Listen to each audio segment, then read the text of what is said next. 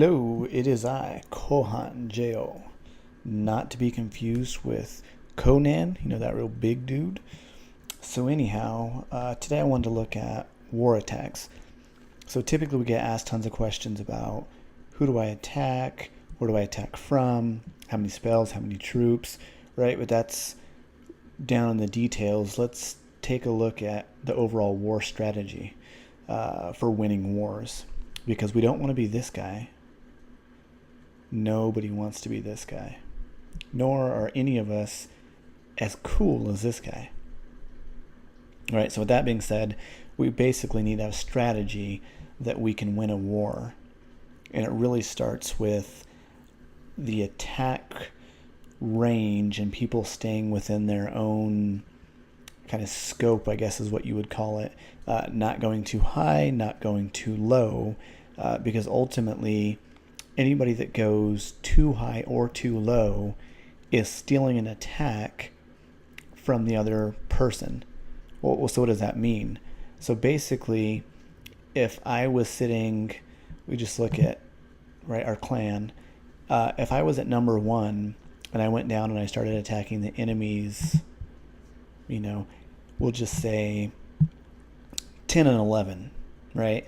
So that's double the amount down I shouldn't be going. So if I go take out 10 and 11, whoever in my clan is 10 and 11, so Sharky and Kusi, I'm basically stealing their attacks. And now they either have to go up against a harder opponent or they have to go down against an easier opponent.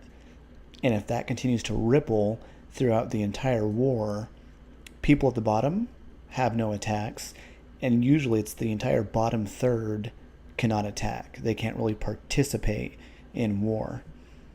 And so that's why we started preaching stay within, right, plus or minus 5 of your recommended target, because if we do that, that will usually allow everybody to get in 2 attacks, or at least one that's within their own ability level.